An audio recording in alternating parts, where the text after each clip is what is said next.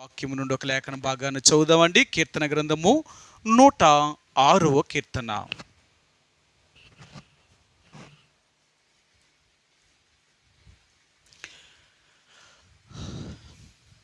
కీర్తన గ్రంథము 106వ కీర్తన.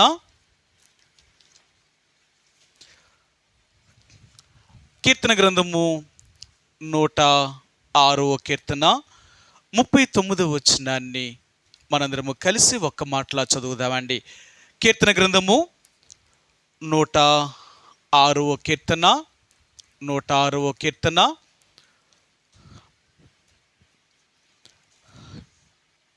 39వ వచనాన్ని మనందరము కలిసి ఒక్క మాటలాగా చదువుదాం. తమ క్రియల వలన వారు అపవిత్రులైరి, తమ నడవడిలో వ్యభిచరించిన వారైరి. ఈ యొక్క ఉదయకాల సమయంలో దేవుడు చదువుబడిన లేఖన భాగాన్ని దేవుడు దీవించునుగాక. దేవుడి దగ్గర మరి కనిపెట్టిన మేరకు, దేవుడిని అడిగిన మేరకు దేవుడు ఈ రీతిగా ఆరాధన కొరకే, మనల్ని సిద్ధపరచడం కొరకే దేవుడు ఈ వాక్య భాగాన్ని మన ఎదురుకు తీసుకొచ్చినాడు. కాబట్టి ఈ ఉదయకాల సమయంలో మనం ప్రభువుని ఆరాధించే ముందుగా గత జీవితంలో దేవుడు మన ఎడల చేసిన కార్యములకై మనం ఎంతగానో కృతజ్ఞులమై ఉంటున్నామండి. అందుకని ప్రతి ఆదివారము ప్రభు దగ్గరికి వచ్చినప్పుడల్లా దేవుడు మన గతాన్ని గుర్తు చేస్తూ ఉంటాడు ఆయన. ఎందుకంటే మానవుడు గతాన్ని మర్చిపోయి ప్రస్తుతం ఉన్నదాన్ని బట్టి అతిశయించగలుగుతాడు. ఎవరైనా మనిషికున్న లక్షణం ఏంటంటే గతం ఎలాగుంది అనేది కాదు, కానీ ప్రస్తుతము ఎలాగుంది దాన్ని బట్టి మానవుడి యొక్క అతిశయం అంతా. కానీ ఈరోజు దేవుడు మనకు జ్ఞాపకం చేయాలనేదంటే ప్రస్తుతం నువ్వు ఉన్నదాన్ని బట్టి కాదు, నీ గతాన్ని బట్టి నువ్వు దేవుడిని ఆరాధించాలి. నీ గతంలో ఏ స్థితిలో నుంచి దేవుడు ఏ స్థితిలో తీసుకొచ్చాడో ఆ స్థితిని బట్టే మనం దేవుణ్ణి ఆరాధించవలసిన వారు ఉంటున్నాం. అందుకని ప్రతిసారి కూడా దేవుడి దగ్గరికి వచ్చినప్పుడల్లా దేవుడు మన గతాన్ని గుర్తు చేస్తూ ఉంటాడు. ఆయన ఒకప్పుడు మీరు ఎలాగుండేవారు, ఒకప్పుడు మీరు ఎలా చేశారు, ఒకప్పుడు మీ స్వభావం ఇది, అయినా నేను మిమ్మల్ని కనికరించి నా దయా కనికరము చొప్పున నా యొక్క ప్రేమ చేత మిమ్మల్ని నేను ఏర్పరచుకున్నాను అనే విషయాన్ని దేవుడు మనకి ప్రతి ఆదివారము దేవుని యొక్క సన్నిధికి వచ్చినప్పుడల్లా మనం దేవుణ్ణి ఆరాధిస్తూ ఉంటాం. ఒకవేళ ప్రతిరోజు నువ్వు దేవుణ్ణి ఆరాధించినప్పుడల్లా, ప్రభువా ఒకప్పుడు నా జీవితం ఇలాంటిది కదా, ఒకప్పుడు నేను ఈ స్థితిలో ఉండే వ్యక్తిని కదా, నువ్వు నిజంగా నన్ను ప్రేమించి నీ రక్తము చేత నన్ను కడిగి శుద్ధీకరించి నీ బిడ్డగా చేసుకోవడం వల్లే ఈ రోజు నేను ఈ స్థాయిలో ఉన్నాను, కానీ నా అంతటి నేను కాదు, ఎందుకంటే అది నా వల్ల జరిగిన కార్యము కాదు. అర్థమైందా? ఎన్నోసార్లు మనం దేవుడి దగ్గరికి వచ్చినప్పుడల్లా మనం ఈ మాటను మనం జ్ఞాపకం చేసుకుంటూ ఉంటాం. సరే, ఈరోజు మరలా మీకు ఆ మాటను చూపిస్తాను.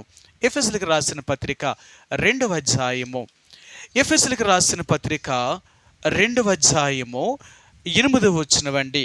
2:8 మీరు విశ్వాసము ద్వారా కృపచేతనే రక్షించబడి ఉన్నారు, ఇది మీ వలన కలిగినది కాదు, ఇది దేవుని వరమే. సరే, ఇది మీ వలన కలిగినది కాదు, దేవుని వరం ఇది. ఈరోజు నువ్వు నేను కూడా రక్షించబడ్డాము అంటే, ఈరోజు నువ్వు నేను కూడా యేసు ప్రభువులోనికి రాగలిగాము అంటే అది నిజంగా దేవుని కృప. నేను ఎన్నోసార్లు మీకు చెప్తూ ఉంటాను, రక్షణ లేని వారి మన కుటుంబంలో ఉన్న వారి కొరకు మనం ప్రార్థన చేస్తూ ఉంటాం. ప్రభువా నా భర్త మారలేదు, లేక నేను కన్న నా పిల్లలు మారలేదు, నన్ను కన్న నా తల్లిదండ్రులు మారలేదు, లేక నా చుట్టూ ఉన్న నా బంధువులు మారలేదు. ప్రభువా వాళ్ళని రక్షించు, వారిని రక్షించు, వారిని నేను తెలుసుకునేలాగా సహాయం చేయి తండ్రి అని ఎన్నో సంవత్సరాల నుండి, అంటే మనం రక్షించబడిన దగ్గర నుంచి ఇప్పుడు దాకా మనం చేస్తూనే ఉన్నాం. మరి ఎందుకు మార్చలేదు దేవుడు? ఎందుకు దేవుడు మన ప్రార్థన అంగీకరించలేదంటావా, లేక దేవుడు వారిని మార్చలేకపోయాడంటావా? అసలు ఏంటి అంటే ఆయన అంటాడు, మీరు చెప్తే కాదు, అది నా తండ్రి యొక్క ఏర్పాటులో ఉండాలి. ఒక మనిషి రక్షించబడ్డం అంటే, యేసు ప్రభు దగ్గరికి రావడం అంటే అది అంత సామాన్యమైన విషయం ఏమీ కాదు. చాలామంది అనుకుంటారు యేసుప్రభువారు నమ్ముకోవడం పెద్ద కష్టమేముందండి బాబు, గుడికి వెళ్ళిపోతే యేసుప్రభు బిడ్డలం అయిపోయాం అనుకున్నారు. ఇటు గుడికి వెళ్ళిపోతేనే యేసుప్రభు బిడ్డలా? అందుకని యేసుప్రభువారు ఒక మాటను చెప్పారు ఆయన ఈ భూమి మీద ఉన్నప్పుడు. మీకు చూపిస్తాను, యోహాను సువార్త. యేసుప్రభువారు ఈ భూమి మీద ఉన్నప్పుడు ఆయన ఏమని చెప్పారో ఆ మాట మీకు చూపిస్తాను. ఆయన ఈ భూమి మీద ఉన్నప్పుడు ఆయన ఏం చెప్పారు అంటే 6వ అధ్యాయము 44 వచ్చినవండి. యోహాను సువార్త 6వ అధ్యాయము 44 వచ్చినవండి. నన్ను పంపిన తండ్రి వానిని ఆకర్షించితేనే కానీ ఎవడునూ నా యొద్దకు రాలేడు. చూసారా, యేసుప్రభు దగ్గరికి ఎవరైనా రావాలి అంటే అది తండ్రి యొక్క ఏర్పాటై ఉండాలా. ఇది మనం ప్రార్థన చేసేస్తే, మనం అడిగేసినంత మాత్రానికి దేవుడు రక్షించేది కాదు. ఒక వ్యక్తి మారాలి అంటే అది దేవుని యొక్క ఏర్పాట్లు ఉంది, అది తండ్రి యొక్క చేతిలో ఉంది. అందుకనే యేసుప్రభు అన్నాడు, ఒక వ్యక్తిని నేను కాదు మార్చడం, నేను కాదు పిలవడం, నా తండ్రి ఆకర్షించాలి. నా తండ్రి ఎవరినైతే ఆకర్షించగలుగుతారో వారే నా యొద్దకు వస్తారు. నా యొద్దకు వచ్చేవానని నేను ఎంత మాత్రము కూడా త్రోసివేయను అంటాడు ఆయన. ఈరోజు దేవుడు మనకు జ్ఞాపకం చేసేది ఏంటంటే, ఒక వ్యక్తి దేవుళ్ళలోనికి వచ్చాడు అంటే, ఒక వ్యక్తి దేవుని చేత రక్షించబడ్డాడు అంటే ఇదేమి చిన్న విషయం ఏమీ కాదు. చాలామంది అనుకుంటున్నారు యేసుప్రభువారు నమ్ముకోవడం పెద్ద కష్టమేముంది అని. ఒకవేళ వాళ్ళు నమ్ముకున్నా వారు వెళ్ళిపోతారు. మీరు ఎంతోమందిని చూడండి, మీకు ఎన్నోసార్లు చెప్తూ ఉంటాం, ఉదాహరణలు ఎన్నో చెప్తూ ఉంటాం. మనం దేవుడు చేయి పట్టుకుంటే ఎప్పటికైనా మనం వదిలేసి వెళ్ళిపోతాం. కానీ దేవుడు మన చేయి పట్టుకుంటే మనం ఎప్పటికీ ఆయన వదలలేం. ఎందుకో తెలుసా, ఆయన మనల్ని పట్టుకున్నాడు కాబట్టి మనం ఎంత తప్పించుకొని పోదాం అనుకున్నా మనం వెళ్ళలేము ఆయన దగ్గర నుంచి. కారణం ఏంటో తెలుసా, ఆయన మనలను పట్టుకున్నాడు కాబట్టి. మనం పట్టుకుంటే వదిలేసి వెళ్ళిపోతాం. ఈరోజు నువ్వు నేను కూడా రక్షించబడ్డాము అంటే ఇది అనాది కాలంలో దేవుని యొక్క సంకల్పం. అర్థమైందా? ఇది నిన్న మొన్న జరిగినది కాదు. ఈ భూమి పునాదులు వేయబడక ముందే అనాది కాలములోనే దేవుడు మనల్ని ఏర్పరచుకున్నాడట. సరే, ఆ మాట కూడా మీకు చూపిస్తాను. అపోస్తలుడైన పౌలు 2వ దెస్సలోనికీయులకు రాసిన పత్రిక 2వ అధ్యాయము 2వ దెస్సలోనికీయులకు రాసిన పత్రిక 2వ తెస్సలోనికీయులకు రాసిన పత్రిక 2వ అధ్యాయము 13 వచనమండి. 2:13. ప్రభువు వలన ప్రేమింపబడిన సహోదరులారా, ఆత్మ మిమ్మును పరిశుద్ధపరచుట వలనను మీరు సత్యమును నమ్ముట వలనను రక్షణ పొందుటకు దేవుడు ఆది నుండి మిమ్మును ఏర్పరచుకొనెను గనుక. చూసారా, దేవుడు ఆది నుండి మనల్ని ఏర్పరచుకొనెను గనుక మనం రక్షించబడ్డాం. ఈరోజు యేసుప్రభువారిలో నువ్వు నేను ఉన్నాము అంటే ఇదేదో నిన్న మొన్న జరిగిన కార్యము కాదు, ఇది అనాది కాల సంకల్పంలో జరిగిన కార్యము. ఆయన అంటాడు, నువ్వు తల్లి గర్భములో ఉండకముందే నేను నిన్ను ప్రతిష్ఠించుకున్నాను అంటాడు ఆయన.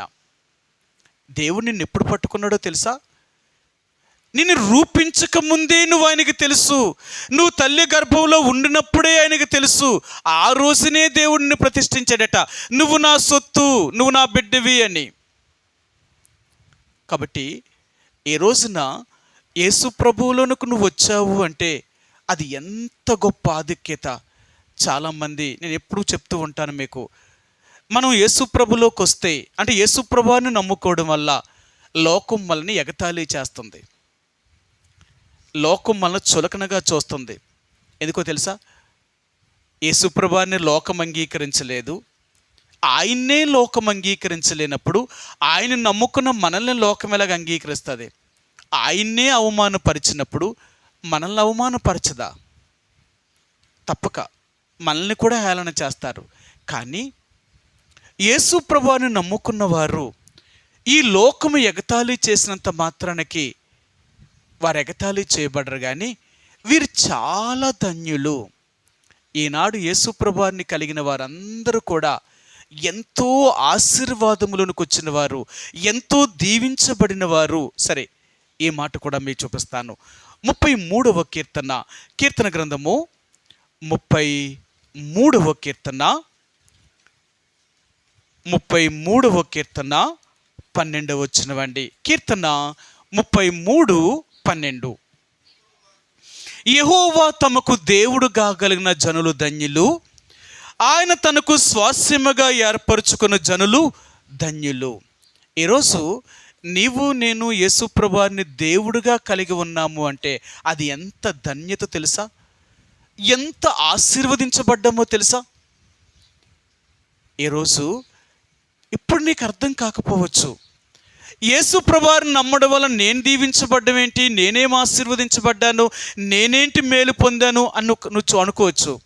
కానీ దేనికైనా ప్రతిఫలము అనేది కొంత శ్రమపడిన తర్వాతే కనపడుతుంది. ఏది ప్రారంభములో నీకు మేలుగా కనపడదు, ఏది ప్రారంభంలో కనపడదు. అది కొంచెం కాలం ఆగిన తర్వాతే అది నీకు కనపడుతూ ఉంటుందట. ఎందుకంటే దేనికైనా సరే ఒక సమయము అనేది రావాలి. ఆ సమయం వచ్చేదాకా నువ్వు వేచి ఉండగలిగితే నిశ్చయముగా నువ్వు దీవించబడతావు. కాబట్టి ఈ ఉదయకాల సమయంలో దేవుడు అనేది అంటే యేసు ప్రభువుని నమ్ముకున్న వారందరూ కూడా ఆశీర్వదించబడిన వారు. మీకు చాలాసార్లు చెప్తూ ఉంటాను, ఆశీర్వాదం అనేది 2 రకాలైన ఆశీర్వాదములు. ఒకటి భూ సంబంధమైన ఆశీర్వాదము, 2 పర సంబంధమైన ఆశీర్వాదము. చాలామంది భూ సంబంధమైన ఆశీర్వాదముల కొరకు మాత్రమే ఈ లోకములో ఉన్నవారు ప్రయాసపడుతున్నారు, లేక దేవుని నమ్ముకున్నవారు కూడా దాని కొరకే ప్రయాసపడుతున్నారు. ఈ లోక సంబంధమైన ఆశీర్వాదం కొరకే ప్రయాసపడే వాళ్ళందరూ ఒకరోజు ఎంతో నష్టపోతారు. కారణం ఏంటి అంటే ఈ లోకంలో వారు ఎంత దీవించబడినప్పటికీ, ఎంత ఆశీర్వదించబడినప్పటికీ, ఎంత సంపాదించుకున్నప్పటికీ కూడా వారు ఈ లోకాన్ని విడిచిపెట్టి వెళ్ళినప్పుడు ఈ లోకముల నుంచి ఏదీ తీసుకొని వెళ్ళరు. అంతేకాదు, వారు చనిపోయిన తర్వాత కూడా దేవుడి దగ్గర వారికి ఏ బహుమానము ఉండదు. ఎందుకో తెలుసా? నువ్వేం చేసావని నేను నీకు బహుమానం ఇస్తాను. భూమి మీద నువ్వు నా కొరకు ఏం చేసావు? నన్ను నమ్ముకున్నావా? లేదు. నేను చెప్పినట్లుగా జీవించావా? లేదు. మరి ఏమీ చేయకుండా ఈరోజు ఈ నిత్య జీవాన్ని, ఈ నిత్యత్వాన్ని, ఈ పరలోక రాజ్యాన్ని నీకు ఇవ్వాలి అంటే ఏంటి కారణం? లేదు. ఒకవేళ మొట్టమొదటిగా నువ్వు పరసంబంధమైన ఆశీర్వాదం కొరకు కానీ వెదగలిగితే, ఆ పరలోక రాజ్యం కొరకు నువ్వు జీవించగలిగితే, దేవుడు పరలోకంతో పాటు భూలోకాన్ని కూడా నీకు ఇస్తాడు. ఈరోజు చూడండి, దసరా ఆఫర్లు చాలా పెట్టారు. మనం పేపర్ చూస్తుంటే ఆఫర్లు ఎన్ని ఉన్నాయో, ఎన్ని ఆఫర్లు ఉన్నాయో. కానీ మీరు ఇది కొంటే ఇది ఫ్రీ, ఇది కొంటే మీకు ఇది ఫ్రీ, ఇది కొంటే మీకు ఎంత గిఫ్ట్. అర్థమైందా? ఈరోజు ఆఫర్లు పెట్టారు. ఏది కొంటే నువ్వు 1,50,000 రూపాయలు పెట్టి ఒక బైక్ కొన్నావు అనుకో, నీకు ఇచ్చేది ఎంతాడు? ఎంత గిఫ్ట్ ఎత్తున్నాడు? ఒక 3,000, 4,000, 5,000 రూపాయలు ఆ గిఫ్ట్ ఎత్తున్నాడు. ఏదో మిక్సీ కానీ, లేకపోతే ఏదో కుక్కర్లు కానీ ఏదో ఇస్తున్నాడు. అంటే నువ్వు 1,50,000 రూపాయలు పెట్టి నువ్వు కొంటాడు, ఇచ్చే గిఫ్ట్ ఎంత అంటే 4-5,000. కానీ ఇప్పుడు మనం ఏం చేస్తున్నాం? ఆ 1,50,000 రూపాయలు కనపడతలేదు మనకి. మనకు కనిపించేది ఏదో తెలుసా? ఆ 4-5,000 రూపాయలు గిఫ్టే కనపడుతుంది. అమ్మో 5,000 గిఫ్ట్ ఎత్తున్నారట, ఇది ఇంత దొరుకుతుందంట, కాబట్టి మనం అంత కొనుక్కోవాలి. చూసారా? మనిషి ఎప్పుడూ కూడా ఎంత పెడుతున్నాడని కాదు, ఏమొచ్చింది అని కావాలి, గిఫ్ట్ కావాలంతే. మీరు చూడండి, చాలాసార్లు ఈ రోజుల్లో బట్టల షాప్కి వెళ్ళనుకో, 1,000 రూపాయలు పైబడి కొన్న వాళ్ళందరికీ కూడా మా దగ్గర సంచిస్తామంటారు. బట్టలు కొంటే సంచిస్తామంటారు. ఒకవేళ మనం కానీ 1,000 రూపాయలు బట్టలు కొని మనకు సంచి ఇవ్వలేదని అడుగుతాం. మనం ఇదేంటండి సంచిస్తా అన్నారు కదా, సంచి ఇవ్వలేదని. మనం పెట్టి 1,000 రూపాయలు కొన్నది అది లెక్కలో రాదు, ఆడిచ్చే సంచే లెక్కలోకి వస్తుంది. మనం ఎలాంటి వాళ్ళని తెలుసా? ఎప్పుడు కొసర కోసం మాత్రం ఎదురు చూస్తూ ఉంటాం. మన స్వభావం ఏంటంటే, మీరు ఏది కొనండి, కొంచెం వెయ్యండి, కొంచెం ఇవ్వండి అంటూ ఉంటాం. మనిషి ఎలాంటి వాడు తెలుసా? ఆ కొసరగా ఇవ్వలేదు అంటే మన ప్రాణం అసలు ఒప్పుకోదన్నమాట. అలాగే ఈరోజు దేవుడు అంటున్నాడు, నిజంగా నువ్వు కానీ నా దగ్గర విలువైన రక్షణ పొందగలిగితే, నువ్వు నా దగ్గర విలువైన రక్షణ పొందగలిగితే, ఈ లోకములో ఉన్నవన్నీ నాకు ఒక కొసరం లాంటివి. అసలు ఈ లోకము దేవుడి దగ్గర ఎన్నిక లేనిది. అర్థమైందా? దేవుడు నీకు గొప్ప రక్షణ ఇచ్చినప్పుడు, అంత గొప్ప విలువైన రక్షణ ఇచ్చిన దేవుడు ఈ లోకములో నీకు కావలసిన వాటిని ఇవ్వలేడా? అందుకని అంటాడు, ఎంత గొప్ప రక్షణ తెలుసా? సరే, మీకు ఆ మాట చూపిస్తాను. ఎబ్రీయులకు రాసిన పత్రిక 2వ అధ్యాయము.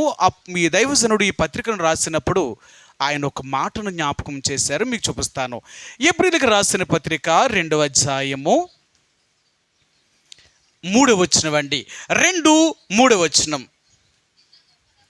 ఇంత గొప్ప రక్షణను మనము నిర్లక్ష్యము చేసిన ఎడలా, చూసారా, ఇంత గొప్ప రక్షణ, అది ఎంత గొప్ప రక్షణట? ఈ రక్షణ ఎంత గొప్పదట? దేవుడిచ్చిన రక్షణ ఎంత గొప్పదంట, దాన్ని వెలకట్టలేం. అంటే యేసుప్రభువారు మనల్ని ఎలాగా పాపం నుంచి విడిపించాడు అంటే, తన ప్రాణాన్నే మన కొరకు బలిగా కట్టాడట. అందుకనే ఆయన ప్రాణానికి మనం విలువ కట్టలేం.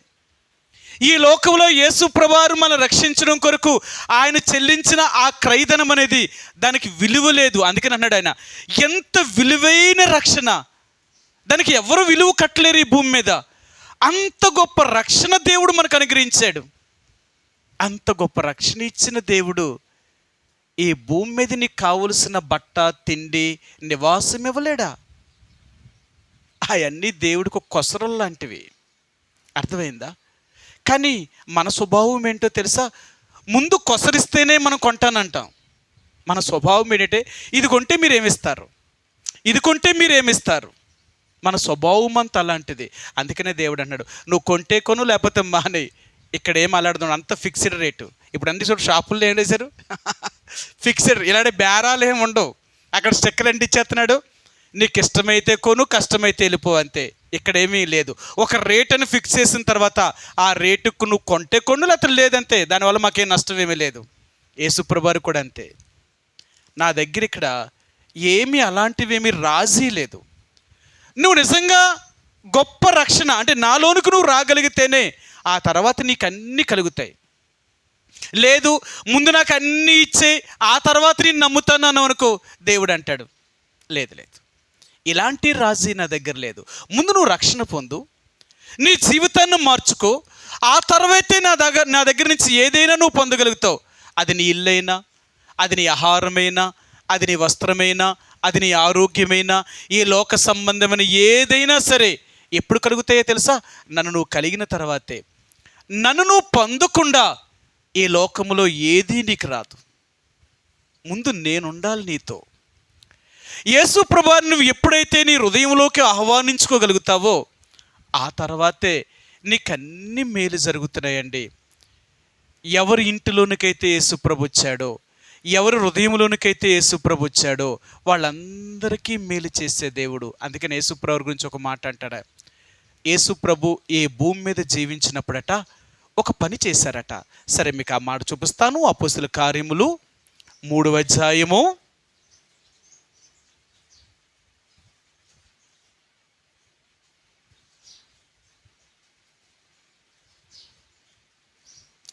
యేసు ప్రభువారు ఈ భూమి మీద జీవించినప్పుడు ఆయన ఏం చేశారు అంటే, ఆయన ఈ భూమి మీద ఉన్నంత కాలము కూడా యేసు ప్రభువారు మేలు చేయుచు సంచారము చేసెను అంటున్నాడు ఆయన.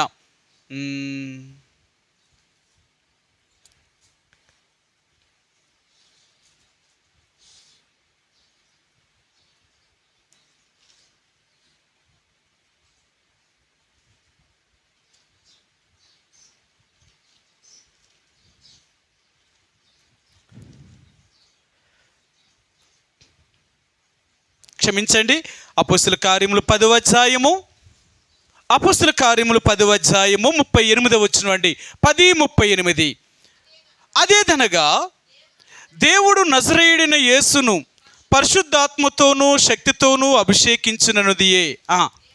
దేవుడు ఆయనకు తోడై ఉండెను గనుక ఆయన మేలు చేయుచు అపవాది చేత పీడింపబడిన వారిని అందరినీ స్వస్థపరచుచు సంచరించుచుండెను. చూసారా, యేసుప్రభువారు ఈ భూమి మీద ఉన్నంత కాలము కూడా ఆయన మేలు చేయుచు సంచారము చేసిన దేవుడు. ఈరోజు అదే దేవుడు నీతో ఉన్నా, నీలో ఉండినా నీకు ఆయన మేలే చేస్తాడు ఆయన. అందుకనే బైబిల్ గ్రంథంలో ఒక మాట అంటాడు, దేవుడు కీడి చేయుట అసంభవము అంటాడు ఆయన. ఆయన ఎవ్వరికీ కీడి చేసే దేవుడు కాదు, ఎవరిని పాడు చేసే దేవుడు కాదు, ఎవరిని నష్టపరిచే దేవుడు కాదు. అంత గొప్ప దేవుడిని కలిగి ఉన్నావు నువ్వు నేను. మరి అలాంటి దేవుడు ఈరోజు నీకు మేలు చేశాడా, కీడు చేశాడా? నువ్వేం అనుభవిస్తున్నావు? మేలా, కీడా? అదే ఈరోజు అంటున్నాడు దేవుడు, నేను నీతో ఉంటే నీకెప్పుడూ మేలే జరుగుతుంది. ఎందుకో తెలుసా, ఈ దేవుణ్ణి కలిగిన వారందరూ కూడా ధన్యులుగా చేయబడతారు, వారు ఆశీర్వదించబడతారు, వారు దీవించబడతారు. ఈరోజు దేవుడు అంటున్నాడు, నిజంగా నువ్వు నన్ను కలిగి ఉంటే ఈ ఆశీర్వాదం నీకు ఎప్పటికీ ఉంటుంది. నువ్వెప్పుడూ దీవించబడుతూనే ఉంటావు, నువ్వు ఎక్కడున్నా దీవించబడతావు. బైబిల్ గ్రంథంలో ఈ మాట చూపిస్తాను. ఎవరైతే యేసుప్రభువారిని కలిగి ఉంటారో వాళ్ళు ఎలాగ ఉంటారో ఒక మాట చూపిస్తాను. యెషయా గ్రంథము 58వ అధ్యాయము, యెషయా గ్రంథము 58వ అధ్యాయము 11వ వచనమండి. 58:11. యెహోవా నిన్ను నిత్యము నడిపించును, క్షేమకాలమున ఆయన నిన్ను తృప్తిపరిచి నీ ఎముకలను బలపరుచును. నీవు నీరు కట్టిన తోటవలెను, ఎప్పుడునూ ఉబుకుచుండు నీటి ఓటవలెను ఉండెదవు. నీవెప్పుడు నీటి ఓటవలె ఉబుకుచూ ఉంటావు అన్నమాట. నీకెప్పుడు ఏ సమస్య వచ్చినా ఏది నిన్నేమీ చేయలేదు. ఎందుకో తెలుసా, ఆ దేవుడు నీతో ఉన్నప్పుడు నీకేంటి భయం? నువ్వు కానీ నీ కుటుంబము కానీ ఎప్పుడూ దీవించబడతావు, ఎప్పుడూ ఆశీర్వదించబడతావు. మీకు ఎన్నోసార్లు చెప్పాను, దేవుని యొక్క బిడ్డల యొక్క ఇల్లు ఎప్పుడూ సమృద్ధితోటే ఉంటుంది. సరే, ఆ మాట కూడా మీకు చూపిస్తాను. కీర్తన గ్రంథము 112వ కీర్తన, కీర్తన గ్రంథము 112వ కీర్తన 2-3 వచనాలండి. 2-3 వచనాలు. వాని సంతతి వారు భూమి మీద బలవంతులగుదురు, యథార్థవంతుల వంశపు వారు దీవింపబడుదురు. కలిమియు సంపదయు వాని ఇంట నుండును, వాని నీతి నిత్యము నిలుచును. ఎవరైతే రక్షించబడ్డారో, మారు మనసు యొక్క అనుభూతిలోకి వచ్చారో అలాంటి వారి ఇల్లు ఎప్పుడూ కూడా కలిమియు సంపదతో మాత్రమే ఉంటారు. లేదు అనే మాట చెప్పరు. ఎవరైనా లేదు అన్నారంటే నీకు లేకపోవడం కాదు, నువ్వు నమ్ముకున్న దేవుణ్ణి లేనోని చేసినట్టు. చాలామంది, నేను మొన్న హైదరాబాద్ దేవుని సేవకులు కూడికి వెళ్ళామన్నమాట. సేవకులు అందరం కూడా కలిసాం. బ్రదర్ ఇప్పుడు ఎలాగున్నారు మీరంటే, ఏంటన్నా ఇంకా అలాగే ఉన్నాం. ఏంటి ఇంకా అలాగే ఉన్నారా? ఏంటి అలా? మాకు ఎంత వస్తుందన్నా, మాకు వచ్చేది ఎంతన్నా, మాకు ఇంకంతే, మాకు కొంచెమే. నేనంటాను, ఒక కూతురు ఒక కొడుకు అంతే. ఒక్కొక్క ఇంటికి ఒక్కొక్కలే ఉన్నారు, ఇద్దరు కూడా లేరు. ఏంటి మీకే కష్టమా బ్రతకడం? ఏం చెప్పుకుంటామన్నా మా బాధలు. నేనంటాను, ఇక మీరే అన్న బాధలు చెప్తే మరి నేనెన్ని చెప్పాలంటావు? కానీ నాకు దేవుడు ఎప్పుడూ తక్కువ చేయలేదు.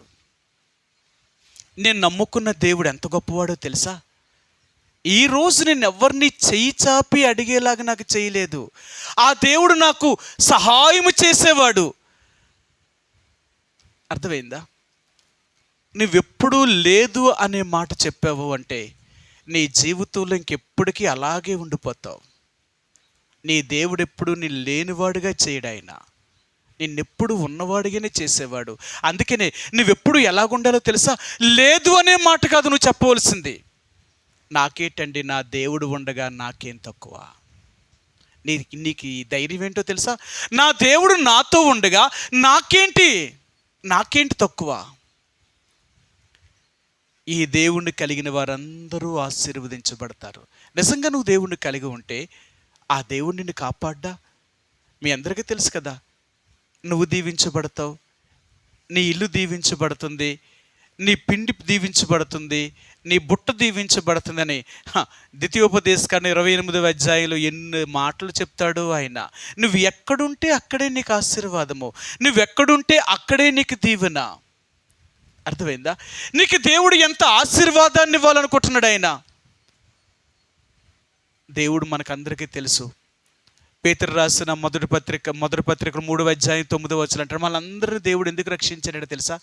ఆశీర్వాదములకు వారసులు అవ్వడానికి. మనందరినీ దేవుడు ఆశీర్వాదానికి వారసులు అవ్వడానికి పిలిచాడు ఆయన. అంత గొప్ప దేవుడు ఈరోజు నిన్ను నన్ను ఒక లేనివాడిగా, ఒక భేదవాడిగా ఎందుకు వదులుతాడు ఆయన? ఆయన ఎప్పుడు అలా చేసేవాడు కాదు. ఈ భూమి మీద ఉన్న వారిని చూడండి, యేసు ప్రభువుని యథార్థముగా అనుసరించే వారిని ఆయన ఎప్పుడూ గొప్పవారినిగానే చేశాడు. ఆయన ఎప్పుడూ భిక్షమెత్తుకునేవారు కాదు. మీ అందరికీ తెలుసా మాట. దావీదు అంటాడు, నేను నీతిమంతుల సంతానమును నా చిన్ననాటి నుంచి నేను చూస్తున్నాను, వారెప్పుడూ భిక్షమెత్తుకున్నట్టు కానీ అడుగుకున్నట్టు కానీ నేను ఎప్పుడూ చూచి ఉండలేదు అంటాడు. ఒక నిజమైన దేవుని యొక్క బిడ్డ అనేవాడు ఎవరిని అడుక్కోడు. అర్థమైందా? ఎవరి దగ్గర చెయ్యి చాపడు. అడు దేవుని బిడ్డ అంటే. ఒకలిస్తే నేను దీవించబడ్డవేంటి? నన్ను దీవించేవాడు దేవుడు అవ్వాలా? నిన్ను దీవించేవాడు దేవుడు అనుకో, నువ్వెప్పటికీ ఆ దీవెనలోనే ఉంటావు. అందుకని అంటాడు, ఆషేరు అని పేరు పెట్టాడట యాకోబు తన కుమారుడికి. ఆషేరు అంటేనట అంటే వాడు ఎప్పుడూ కూడా వాడి పాదములు తైలములో ముంచబడతాయట. అంటే వాడు ఎప్పుడూ సమృద్ధిలోనే ఉంటాడట. ఆ ఆషేరు అనగా అభివృద్ధి. నీ జీవితంలో ఎప్పుడు కూడా అభివృద్ధిలోనికి వెళ్తూ ఉంటావు అన్నమాట, ఆశీర్వదించబడతావు అన్నమాట. ప్రియ దేవుని బిడ్డలారా, ఈ రోజున యేసు ప్రభువుని కలిగి ఉన్నావు అంటే అది ఎంత గొప్ప ఆధిక్యత. అది సామాన్యమైనది కాదండి. ఇది అందరికీ దొరికేది కాదు. నేను మరలా చెప్తున్నాను, యేసు ప్రభులోకి నువ్వు వచ్చావు అంటే, ఆ దేవుని చేత నువ్వు ఏర్పరచబడ్డావు అంటే, ఆ దేవుడు నీకు ఇచ్చిన ఒక వరం అది. అందుకని కదా మనం చదివాం, ఇది దేవుని వరము. ఆ దేవుని వరం ఏంటి అంటే, నువ్వు ఆయన నమ్ముకోవడమే అది ఆయనకు వరం, నీకు వరం. అంతకంటే ఇంకేం కావాలా? ఇది నీ క్రియల వలన కానీ, ఈ లోకంలో నీ విశ్వాసం వల్ల కానీ, లేక నీ నమ్మకం వల్ల కానీ ఏమీ కలగలేదు. ఆయన కలగ చేసుకొని నేను రక్షించాలనుకున్నాడు, ఆయన నేను మార్చాడంతే. ఈ రోజున దేవుని యొక్క బిడ్డలుగా నీవు నేను రక్షించబడి ఈరోజు దేవుని యొక్క బిడ్డలుగా చేయబడ్డామంటే ఎంత ఆశీర్వదించబడిన వారు. అందుకే ఆ దేవుడి దగ్గరికి వచ్చినప్పుడల్లా, ప్రభువా నన్ను ఎందుకు ఏర్పరుచుకున్నావు, నేనే పాటి వాడిని, నాలో ఏముందని, అసలు ఈ లోకంలో ఇన్ని కోట్ల మంది ప్రజలుండగా నన్నే ఎందుకు రక్షించావు? నేను రక్షించబడ్డానికి, నీ బిడ్డగా అవ్వడానికి నాకే అర్హత ఉందంటావు. అయినా నీ అనాదికాల సంకల్పమును బట్టి, నీ ఉద్దేశానుసారంగా నన్ను రక్షించాలని మీరు సంకల్పించుకొని ఈరోజు నీ బిడ్డగా నన్ను చేసుకొని నీ ఇంటికి చేర్చారు. నీ బిడ్డగా నన్ను అంగీకరించు. ఎంత గొప్ప ధన్యత! దీనికి నేను ఏమి ఇవ్వగలను చెప్పు? ఏమిస్తే నీ రుణం తీరిపోద్ది. చచ్చేదాకా నీకు నేను రుణస్తుడనే. నేను చచ్చేదాకా నీకు రుణస్తుడే. కారణం ఏంటో తెలుసా? ఏ స్థితిలో నుండి ఏ స్థితిలోకి నన్ను తీసుకొచ్చావు, ఎక్కడున్న వ్యక్తిని ఎక్కడికి తీసుకొచ్చావు. అందుకే నేను ఎప్పటికీ నేను కృతజ్ఞుడనే. అందుకని మనం ప్రతి ఆదివారము దేవుడి దగ్గరికి వచ్చినప్పుడల్లా ఆయనకు అదే మాటలు చెప్తూ ఉంటాం, ప్రభువా నీకు నేను కృతజ్ఞుడను, నేనేమిచ్చినా నీ రుణం తీర్చుకోలేను. నా ఎడల మీరు చేసిన కార్యములు, అంత గొప్ప కార్యములు చేసినందుకే నీకు నేను కొట్టు స్తుతులు స్తోత్రములు చెల్లిస్తున్నానని ప్రతిసారి దేవుణ్ణి స్తుతిస్తూ ఉంటాం. సరే, దేవుడు ఈరోజు మనతో మరలా ఆయన మాట్లాడాలనుకుంటున్నారు. గత కాలంలో మనం ఎలాగున్నాం, ఇప్పుడు ఎలాగున్నాం. కాబట్టి గత కాలంలో ఉన్న పరిస్థితిని బట్టి దేవుడు మనం ఎలాగో రక్షించి తన బిడ్డలుగా చేసుకొని ఈరోజు తన సన్నిధిలోనూ తీసుకొచ్చి ఆయన్ని ఆరాధించే వారిగా మనం చేసినందుకే ఆయనకి మనం కృతజ్ఞతాస్తుతులు చెల్లించబద్దులమై ఉంటున్నాం. కీర్తన గ్రంథము 106వ కీర్తన 106 అధ్యాయము 39వ వచనం అండి. 39వ వచనం. తమ క్రియల వలన వారు అపవిత్రులైరి, తన నడవడిలో వ్యభిచరించిన వారైరి. ఇప్పుడు దైవజనుడైన ఇది మోషే రాసిన దైవధ్యాన కీర్తనలుగా లెక్కించబడ్డాయి. ఈ మోషే రాసిన దైవధ్యాన కీర్తనలో ఇశ్రాయేలు ప్రజల గురించి, ఆ ప్రయాణములో వారు నడిచిన ఆ ప్రయాణము గురించి ఇక్కడ దేవుడు మరలా నొక్కి ఆయన చెప్తున్నాడు. ఆయన ఇశ్రాయేలు ప్రజల గురించి ఆయన ఏం చెప్తున్నాడు అంటే, తమ క్రియల వలన వారు అపవిత్రులైరి. అంతే కదా. ఇప్పుడు మనం చేసే పనులను బట్టే మంచివారుమని చెడ్డవారుమని పిలువబడతాం. అంతేనా? మనం చెడు క్రియలు చేసామనుకోండి, చెడ్డ కార్యాలు చేసామనుకోండి, మనం చెడ్డవారు అంటారు. మనం మంచి క్రియలు చేసామనుకోండి, మనం మంచివారు అంటారు. ఇశ్రాయేలు ప్రజలు వారు చేసిన క్రియలు మంచివి కావట, అందుకని వారు అపవిత్రులుగా చేయబడ్డారు. ఈ రోజున దేవాతి దేవుడైన యేసు ప్రభువారు కూడా మన పితరులను మనకు మాదిరిగా చూపిస్తున్నాడు అన్నమాట. ఎందుకు దేవుడు ఈ విషయాలన్నీ రాశాడు అంటే, మనకు దృష్టాంతములుగా ఉండడం కొరకే రాశాడట. మీ అందరికీ తెలుసు కదా. యుగాంతమందున్న మనకు బుద్ధి కలగడం కొరకే ఈ సంగతులన్నీ రాశాడట. సరే, జరిగిన సంగతులన్నీ ఎందుకు రాశాడు అంటేనట, దేవుడు ఆ చరిత్ర అనేది ఏం చెప్తుందంటే, మీరు అలాగ జీవిస్తే, మీరు అలాగ చేస్తే మీకును అలాగే జరుగుతుంది, జాగ్రత్త అని బుద్ధి తెచ్చుకోవడం కొరకు దేవుడు ఆ మాటలను మనకు రాశాడట. సరే, ఈ మాట నేను చూపిస్తాను మీకు. కొరింథీయులకు రాసిన మొదటి పత్రిక 10వ అధ్యాయము. కొరింథీయులకు రాసిన మొదటి పత్రిక 10వ అధ్యాయము 11వ వచనం అండి. 10-11. ఈ సంగతులు దృష్టాంతములుగా వారికి సంభవించి యుగాంతమందున్న మనకు బుద్ధి కలుగుటకై వ్రాయబడెను. ఇవన్నీ ఎందుకు రాశాడు అంటే, మనం బుద్ధి తెచ్చుకొని బ్రతకాలని. అందుకనే ప్రతిరోజు మనం బైబిల్ ఎందుకు చదువుతున్నామో తెలుసా? ఎందుకు వింటున్నామో తెలుసా? చదివేది వినేది దాని ప్రకారంగా నడవాలని. అంతేకాని మనం చదివేది వినేది దాని ప్రకారంగా నడవకపోతే మనం ఎలా దేవుని రాజ్యంలో ప్రవేశించగలుగుతాం? దేవుని యొక్క రాజ్యంలోనికి ప్రవేశించాలి అంటే ఖచ్చితంగా దాన్ని అనుసరించవలసిన వారు. అందుకనే ఈ 106వ కీర్తన 39వ వచనం అంటున్నాడు, వారు తమ క్రియల వలన అపవిత్రులయ్యారట.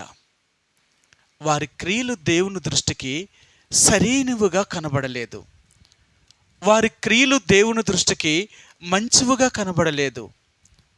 పగల మేఘములోను రాత్రి అగ్నిస్తంభములోను వారు నడుస్తూ ఉన్నా, వారు దేవుళ్ళో తిరుగుతున్నా, కానీ వారు మాత్రము దేవుడి యొక్క క్రియలను, దేవునికి ఇష్టానుసారమైన జీవితాన్ని జీవించకపోవడం వల్ల వారు అపవిత్రులుగా చేయబడ్డారట. అందుకనే దేవుడు మనందరికీ తెలుసు, 6,03,550 మంది కాల్బలము ఐగుప్తులో నుంచి బయలుదేరిన వారు, కనాను దేశానికి చేరిన వారు ఎంతమంది అంటే ఇద్దరు చేరారట. ఉన్న వాళ్ళందరినీ దేవుడు అరణ్యములోనే చంపేశాడట. ఎందుకు దేవుడు వారిని చంపాడు అంటే, వారు ఆయనకి తగినట్లుగా నడవలేదు, ఆయనకి ఇష్టమైన క్రియలను వారు చేయలేదు. విడుదల చేశాడు. ఐగుప్తులో నుంచి బయలుదేరి బయటకు వచ్చిన వారే. ఈరోజు మనం అనుకుంటున్నాం, నేను యేసు ప్రభువునికి రక్తం చేత కడగబడ్డాను, నేను మారు మనసు పొందాను, నేను బాప్తీసం పొందాను. సరిపోద్దా? పరలోకానికి సరిపోతాయండి? రక్షణ పొందాం, బాప్తీసం తీసుకున్నాం, మారు మనసు అనేది మనం పొందామని చెప్తున్నాం. మరి ఇవన్నీ సరిపోవా పరలోకానికి? మరి మన రక్షణ పొందినప్పుడు, బాప్తీసం పొందినప్పుడే, తిరిగి జన్మించినప్పుడే దేవుడు మనల్ని ఎందుకు పరలోకం తీసుకుపోలేదు? మీరు చూడండి, మీరు ఏదైనా ఒక వస్తువును విలువ పెట్టి మీరు డబ్బులెట్టి కొనుక్కున్నారనుకోండి, కొనుక్కున్న వస్తువు మళ్ళీ తీసుకొచ్చేస్తారు. మీరు ఏ షాప్ కన్నా వెళ్ళి మీరు కొన్నారు అంటే వస్తువు మీది, దాని క్రయాన్ని కట్టేసినప్పుడు ఆ వస్తువుని అక్కడ వదిలిపెట్టరు, మీ ఇంటికి తెచ్చుకుంటారు దాన్ని. మరి యేసుప్రభువారు క్రయం పెట్టి మనం కొనుక్కున్నప్పుడు ఆయన మనల్ని తన రాజ్యంలోనే తీసుకుని వెళ్ళాలా, మళ్ళీ ఎక్కడెందుకు వదిలేశాడు? ఆయన ఏం చెప్తున్నాడంటే, నువ్వు రక్షణ పొందానంటున్నావు కదా, ఆత్మరక్షణ పొందానంటున్నావు, మారు మనసు పొందానని నీటి బాప్తీస సాక్ష్యం కూడా నువ్వు ఇచ్చావు కదా, సరే నువ్వు అలాగే జీవిస్తావా లేదా చూపించు, అలా జీవిస్తావా లేదా చూపించు. నేను మొన్న ఒక షాప్కి వెళ్ళాను. షాప్కి వెళ్తే ఆ వస్తువును చూశాను. నేను అన్నాను, మరి ఆ వస్తువును నేను కొనాలి అంటే నేను చూడాలి కదా, అది ఎలా పనిచేస్తుందంటే, సార్ కంపెనీ నెంబర్ 1 కంపెనీ అండి, ఇది గ్యారంటీ. ఇది ఒకవేళ మీకు ఏమైనా పని చేయకపోతే మీరు ఇంటి దగ్గరికి వెళ్ళి చెక్ చేసుకొని మరలా మీరు తీసుకొచ్చివ్వచ్చు, ఇచ్చేయండి అన్నాడు. నేను అన్నాను, ఇంటికి వెళ్ళి చెక్ చేసుకుని తీసుకొచ్చి అక్కడ బాగా పని చేయకపోతే మళ్ళీ మీకు ఇచ్చేకంటే ఇక్కడే మీరు చూపించచ్చు కదా, మరి ఇక్కడ చూపించండి. మీ కంపెనీ మీద మీ వస్తువు మీద మీకు అంత గ్యారంటీ ఉంటే నేను ఇంటికి వెళ్ళి చెక్ చేసుకొని తెచ్చి కంటే అక్కడి నుంచి మరలా నేను వెనక్కొచ్చి కంటే ఇక్కడే చూపించు. సరే సార్ మీరు అలాగంటున్నారు కాబట్టి సరే నేనే విప్పుతానని ఆ సీల్ ఇప్పాడు, కరెంట్లో పెట్టాడు, దాన్ని ఒకసారి ఆన్ చేసి చూపించాడు. ఇదిగో సార్, ఇప్పటికే నమ్ముతారా? ఇప్పుడు నమ్ముతాను, ఎందుకంటే అది పనిచేస్తుందో లేదో నేను చూడాలి కదా. ఇంత పెట్టి నేను కొనుక్కున్నవాడిని, నేను నా ఇంటికి తీసుకెళ్ళాలి అంటే దాన్ని వాడాలి అంటే నేను ఇంత పెట్టాను కాబట్టి అది పనిచేయాలా. ఈరోజు దేవుడు అంటున్నాడు, నేను నిన్ను విలువ పెట్టి కొనుక్కున్నాను కదా, నువ్వు అలాగ ఉన్నావా లేదని చూపించు లోకానికి, అప్పుడు తీసుకెళ్తాను నేను నిన్ను. చాలామంది ఏమనుకుంటున్నారంటే, నేను రక్షణ పొందేశాను, బాప్తీసం తీసేసుకున్నాను, ఎన్నో సంవత్సరాలు దేవుళ్ళలోకి వెళ్తున్నాను, నేను పరలోకం వెళ్ళకపోవడం ఏంటి? పరలోకం ఎవరు వెళ్తారో తెలుసా? దానిని అనుసరించేవారు.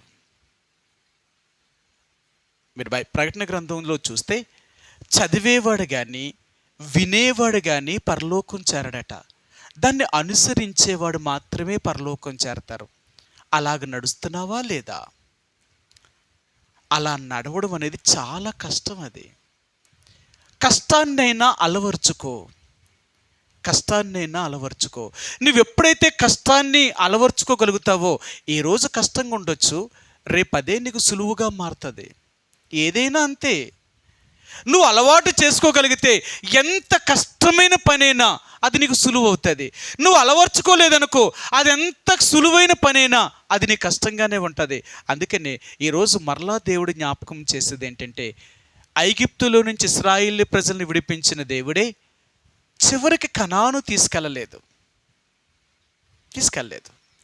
ఆయన అక్కడ చెప్పాడే, నేను మిమ్మల్ని ఐగుప్తుల నుంచి కనాను దేశం తీసుకుని వెళ్తాను అని చెప్పిన దేవుడు, మరి ఆయన ఎందుకు మాట తప్పాడు? ఆయన మాట తప్పాడా, ఆ ప్రజల మాట తప్పారా అంటే ఆ ప్రజల మాట తప్పారు. ఆ ప్రజలు తప్పారే తప్ప ఆయన మాట తప్పలేదు. కనాను దేశంలోనికి మీరు ప్రవేశించాలి అంటే మీరు ఎలాగ నడవాలి అని ఇశ్రాయేలు ప్రజలకు కొన్ని నియమ నిబంధనలు ఇచ్చాడు. అందుకని బైబిల్ గ్రంథంలో అంటాడు, ఏ జనాంగానికి ఇంకా నియమ నిబంధనలు రాకముందే, అంటే ఆజ్ఞలు రాకముందే ఇశ్రాయేలీలకు మొట్టమొదటిగా దేవుడు ధర్మశాస్త్రాన్ని ఇచ్చాడట. అందుకనే ఈరోజు మన బైబిల్ గ్రంథం గురించి ఇంత గర్వంగా ఎందుకు చెప్తాను తెలుసా? ప్రపంచంలో ఉన్న అన్ని గ్రంథాల కంటే బైబిల్ గ్రంథమే ముందుంది.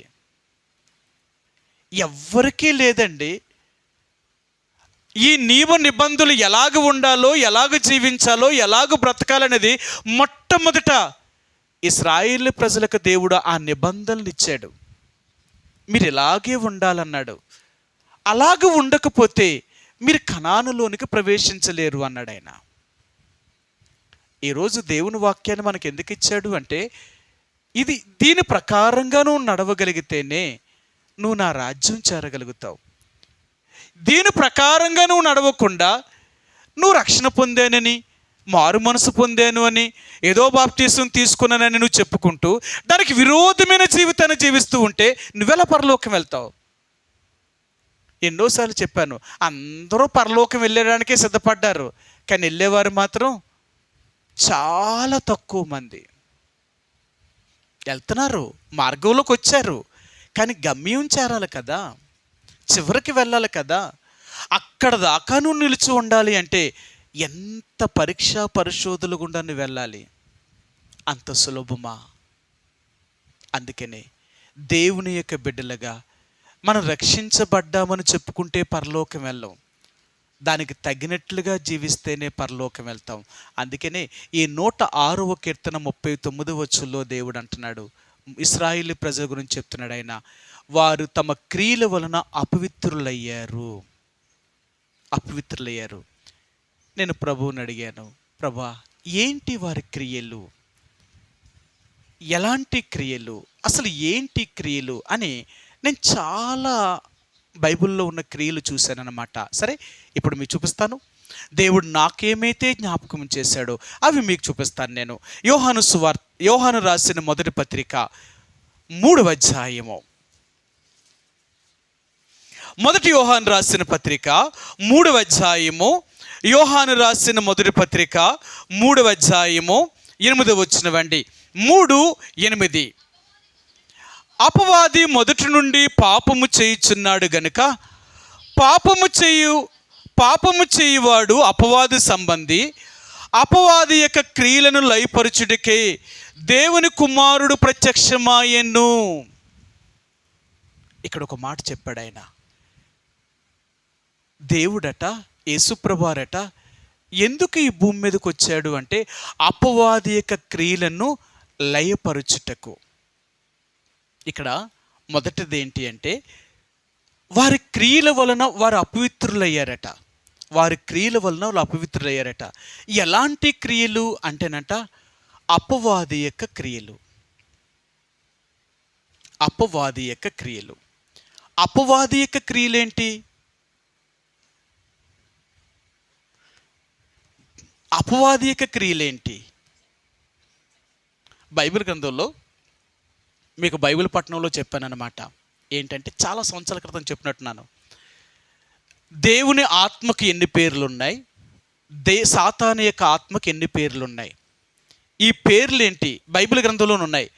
యేసు ప్రభువారికి తగిన పేర్లు పరిశుద్ధాత్మకి ఎన్ని పేర్లు ఉన్నాయి, సాతానుడికి బైబిల్ గ్రంథంలో ఎన్ని పేర్లు ఉన్నాయి. ఒక్కొక్క పేరుకి ఒక్కొక్క అర్థం, అంతేనా? ఒక పేరుకి దానికి అర్థం ఉంటుంది అన్నమాట, అందుకనే పేరుకి అర్థంతో ఉంటాయి బైబిల్ గ్రంథంలో. లోకములో కూడా ఒక మనిషికి ఒక పేరు పెట్టాలంటే వాడు జాతకం చూస్తారు. ముందు పేరు పెట్టడానికి ముందు జాతకం చూస్తారట. ఆడు ఏ నక్షత్రాన్ని పుట్టాడు, ఆడు ఏ గోత్రమో, ఇవన్నీ కలిపి వాడికి పేరు పెడతాట. ఆ పేరుకి తగినట్లుగానే వాడు ఉంటాడంటారా? ఉంటుంది. అదంతా అబద్ధం. ఈ లోకంలో జాతకం చూసి పేరెట్టినంత మాత్రకి ఆడి పేరుకి తగినట్లుగా అయిపోయేలాగా ఉంటే ఇంకనే అందరూ అలాంటి పేరే పెట్టుకుంటారు. అలాగవ్వరు. కానీ బైబిల్ గ్రంథంలో పెట్టబడిన ప్రతి పేరు వాడి యొక్క గుణాన్ని బట్టి పేరు పెట్టారట. అవునా? బైబిల్ గ్రంథంలో అంటాడు, వారికి ఆ పేరు పెట్టడానికి గల కారణం ఏంటంటే ఆడి గుణము అలాంటిది, అలాంటి వారు కాబట్టే వారికి అలాంటి పేర్లు పెడతారట. సరే, నేను 2007 2008లోనో 2007 2006లోనో నేను శివపురంలో ఉండేటప్పుడు ఒక ఆమె మందిరానికి వచ్చేది. సరే, రక్షణ పొందానని చెప్పింది, ఎప్పుడు మాతోటే కలిసి ఉండేది. సరే, ఇంకా ఆమెకి ఒక సంవత్సరం అయిన తర్వాత అన్ని విధంగా మేము పరీక్ష చేసిన తర్వాత బాప్తీసం ఇవ్వాలి. సరే, విజయనగరం తీసుకుని వెళ్ళాను. విజయనగరం తీసుకెళ్ళిన తర్వాత డేవిడ్ మార్టిన్ అన్న బాప్తీసం ఇచ్చారు. ఆమెకు ఒక పేరు పెట్టారు. మేమేం అడగలేదు. ఆమె పాత పేరేమో హిందువుల పేరు. ఆ పేరుకి ఆయన ఏం చేశాడు, ఒక పేరు పెట్టేశాడు. ఆమె పేరు ఏంటంటే మగ్దలేనే అని పేరెట్టాడు. నేను అనుకున్నాను, ఇదేంట్రా ఇలాంటి పేరెట్టాడు ఈయన. అసలు పేరు ఇలాంటిది ఎందుకు పెట్టాడు ఆయన? ఎన్నో పేర్లు ఉన్నాయి కదా, కానీ ఎందుకు ఆ పేరెట్టాడు అన్నాను. మగ్దలేనే అంటే మీకు బైబిల్ గ్రంథంలో ఖచ్చితంగా అంటాడు ఆయన 7 దయ్యములు వదిలిపోయిన స్త్రీ అని. మగ్దలేనే అంటే 7 దయ్యములు వదిలిపోయింది అని. కానీ ఆమెకు దయ్యాలు వదలలేదు. బాప్తీసం తీసుకున్న తర్వాత కూడా పూర్తిగా లోకంలోకి వెళ్ళిపోయింది. భర్తను వదిలేసింది, పిల్లల్ని తీసుకొని వేరొకరితో అక్రమ సంబంధం పెట్టుకొని పూర్తిగా లోకస్తురాలు అయిపోయింది. వాడు తీసుకెళ్ళాడు, ఆమెను వదిలేశాడు. ఆఖరికి ఎంత నీచాతి నీచమైన బ్రతుకో. రక్షణ పొందానని చెప్పి బాప్తీసం తీసుకున్నప్పుడు ఆయన పేరు పెట్టినప్పుడు ఓహో నిజమే కదా, ఒక దేవుని సేవకుడు ఒక పేరు పెట్టాడు అంటే వాళ్ళ ఆత్మచేత నింపబడి దేవుని ఆత్మచేత పెట్టిన పేరు, వాళ్ళ గుణాన్ని బట్టి వాళ్ళ పేరు పెడతారన్నమాట దేవుడు. నిజమండి, బైబిల్ గ్రంథంలో రాయబడిన ప్రతి పేరుకి కూడా ఒక అర్థం అంటూ ఉంది. ఇలా సాతానుడికి ఇప్పుడు మనకు బైబిల్ గ్రంథంలో ఇప్పుడు వచ్చిన పేరేంటే అపవాది యొక్క క్రియలను లయపరచుటకు. అపవాది, సాతానుడికి మరొక పేరేంటి అంటేనట అపవాది. అపవాది అంటే అపవాది మీకు తెలీదా?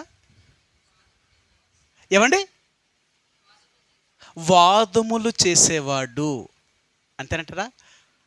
వాది అపవాది, సరే, వాది అపవాది. ఈ అపవాది ఏంటి వాదిస్తాడు? వీడు కోర్టులో వాది అపవాది ఉంటారు. వీళ్ళు దేనికి వాదిస్తాడు? ఒకడేమో న్యాయానికి వాదిస్తాడు, ఒకడేమో అన్యాయానికి వాదిస్తాడు. ఇద్దరు లాయర్లు చేసే పని ఏంటంటే ఎవరైతే నిజాయితీగా ఉన్నాడో ఒకడు ఒక క్లయింట్ ద్వారా ఒక లాయర్ వాదిస్తాడు, ఇంకొకడేమో నా క్లయింట్ తప్పు కాదు నాది రైట్ అంటాడు.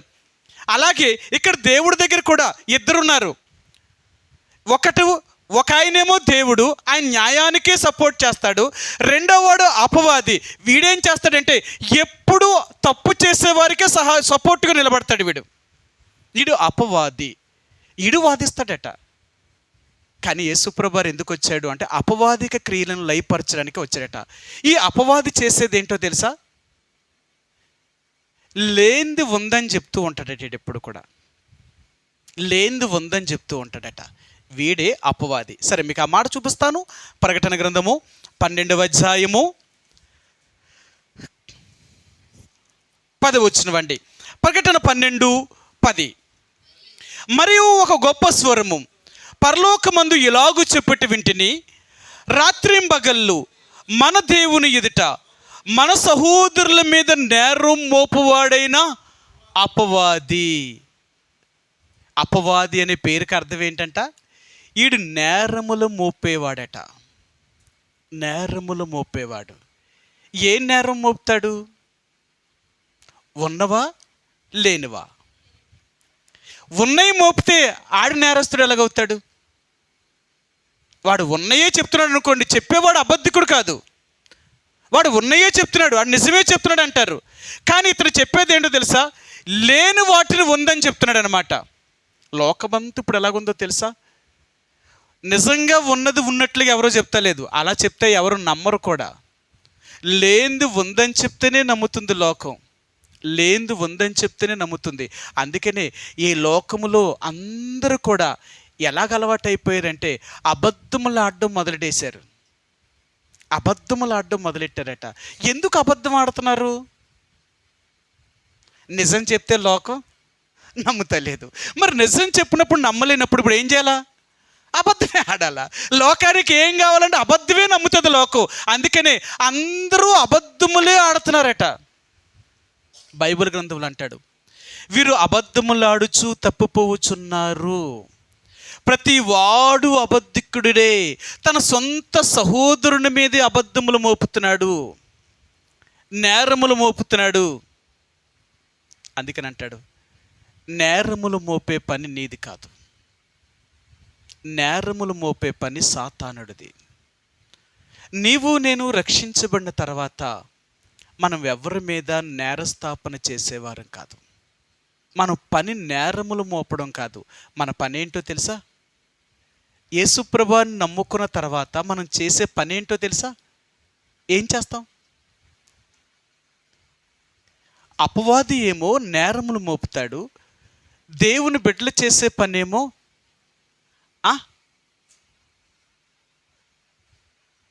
దేవుని బిడ్డలు ఏం చేస్తారు? దేవుడు ఏం చేస్తాడు? క్షమించగలిగిన వాడు. అర్థమైందా? అపవాదేమో నేరములు మోపుతాడు, దేవుని ప్రజలేమో క్షమించగలుగుతారు.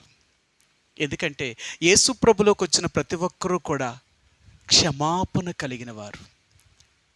అందుకని అంటారు, నువ్వు ఇతరుల యొక్క రుణములను, ఇతర అపరాధములను క్షమింపలేని ఎడల పరలోకమందున్న మీ తండ్రియు మీ అపరాధములను క్షమించడు.